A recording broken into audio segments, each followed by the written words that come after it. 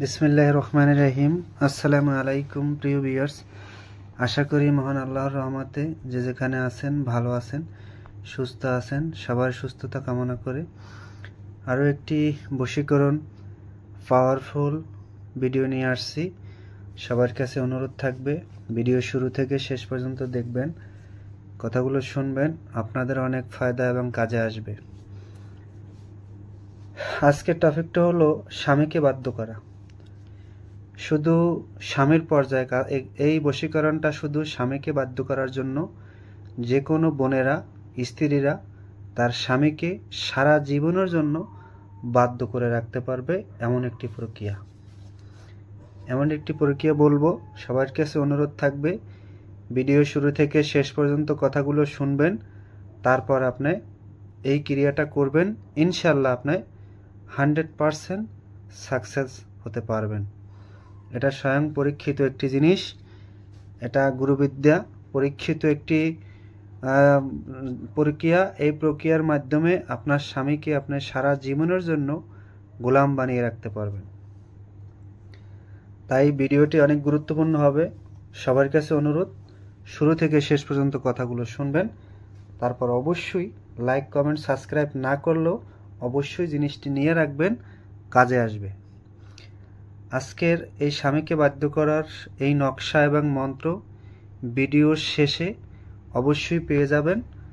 সবাই ধৈর্য ধরে ভিডিওটি দেখবেন, কথাগুলো শুনবেন। এই ক্রিয়াটা হলো বাজার থেকে দশকর্মা দোকান থেকে বসপাতা কিনে নিয়ে আসবেন। সেই বসপাতায় যেই বনে বা যেই মা খালা যাই করেন, যেই করবেন এই প্রক্রিয়াটা, তার মাসিকের রক্ত সংগ্রহ করবেন। সেই মাসিকের রক্ত দিয়ে একটি বাজার থেকে দশকর্মা দোকান থেকে বসপাতা কিনে নিয়ে আসবেন। সেই বসপাতায় এই নকশাটা অঙ্কন করবেন। একটা নকশা দেব, ভিডিও শেষে পাবেন, ছোট একটা নকশা। এই নকশাটা অঙ্কন করবেন আপনি বাঁশের কলম দিয়ে, টুনি দিয়ে কলম বানাইয়া, অথবা বাজার থেকে কলম নিয়ে এসেও আপনি এটা করতে পারবেন। নকশার দুই সাইডে নাম দেওয়া আছে, দুই সাইডে নাম লিখবেন। এক সাইডে আপনার নাম লিখবেন, আর এক সাইডে আপনার স্বামীর নাম, স্বামীর বাবার নাম লিখবেন। এক সাইডে আপনার নাম লিখবেন, এক সাইডে আপনার মায়ের নাম লিখবেন, আর আপনার স্বামীর নাম, আপনার স্বামীর বাবার নাম। তারপরে মন্ত্র দেয়া থাকবে। সেই মন্ত্র অমুক শব্দ যেখানে আছে সেখানে বলতে হবে, অমুকের পুত্র অমুককে আমি বশ করতে চাই, দোহাই মহা। এই মন্ত্রের ভিতরে যেখানে অমুক শব্দ দেয়া আছে সেখানে সেই যাকে বশ করবেন তার নামটা নেবেন। তারপরে নকশাটা সামনে রেখে ধূপকাঠি মোমবাতি জ্বালিয়ে পূর্ব দিকে মুখ করে বসে নকশাটা অঙ্কন করার পরে এই মন্ত্র 7 বার পড়ে, ছোট মন্ত্র 7 বার পড়ে 7টি ফু দিয়ে, তারপর নকশাটা ভাঁজ করে মাদুলিতে ভরে আপনি বাম হাতে ব্যবহার করবেন।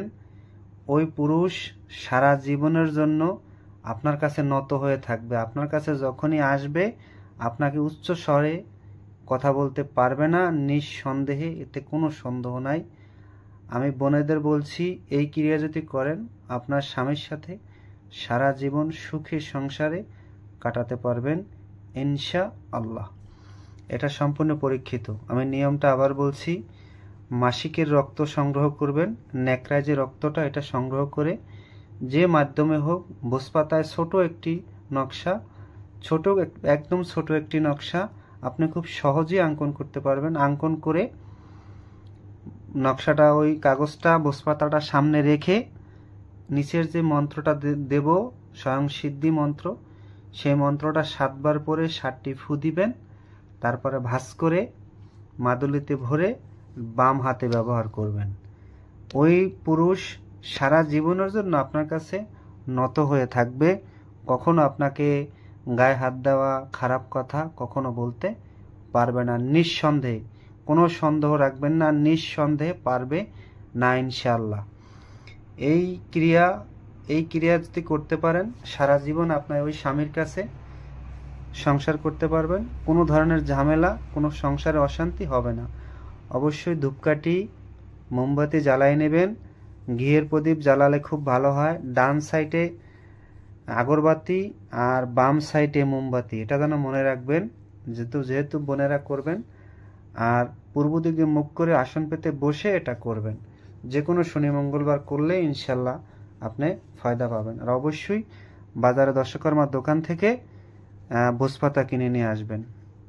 সবাই ভালো থাকবেন, সুস্থ থাকবেন। আর আজকের যে বশীকরণ কাজটি অবশ্যই করবেন, ইনশাল্লাহ আপনার স্বামীর সাথে সারা জীবন ভালো থাকতে পারবেন।